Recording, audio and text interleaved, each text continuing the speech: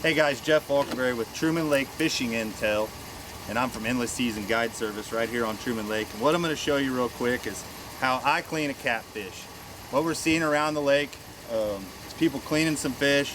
They pour the carcasses back in the lake, which they like you to do, but there's certain things you need to do to make sure those carcasses sink.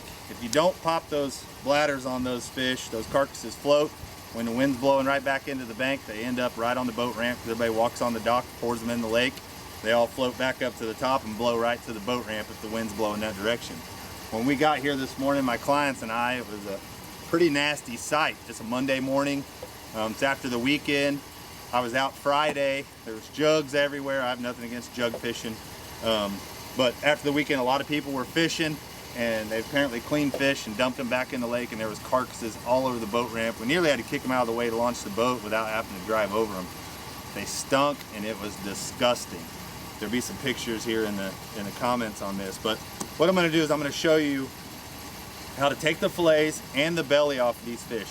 If you don't want to take the bellies, some people don't, I understand. For me, I don't like to waste, but some people don't like to eat the bellies, but you still got to pop that bladder. So I got an American Angler fillet knife. I'm going to come all the way up by the head, bounce off those ribs till I'm past them. And I'm going to come right up here, and I'm going to come back in. I'm going to follow that rib cage down. I'm right against the backbone right there and right against the ribs. I didn't cut through them. I'm going to do the same thing on the other side.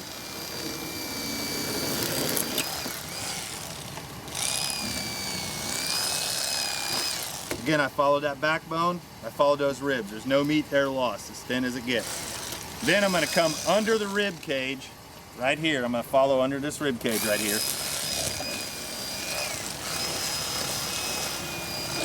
I'm going to come up under what I guess you call his chin.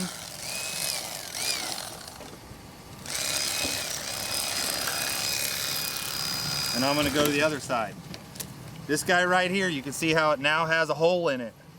That's going to keep this carcass from floating when I throw it back in the lake. And then I'm going to come up here. I'm going to take the outside skin off that belly. I'm going to flip it, and I'm going to take the inside skin. Right there is my favorite piece of catfish.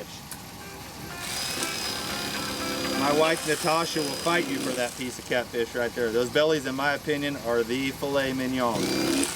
Just a really nice piece of white meat.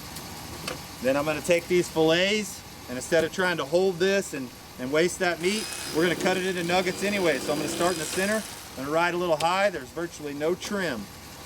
I'm going to come back and do it again the other way. Almost no trim. Since we're going to cut it into nuggets to eat anyway, we can start in the center and take it off that way, and you're not trying to hold on to it. If you're not going to keep the bellies, once you take that fillet off of there,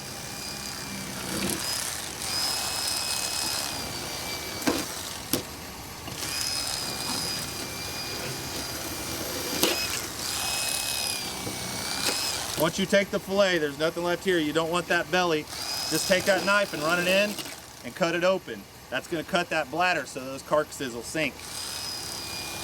So there's your fish cleaning tip of the day.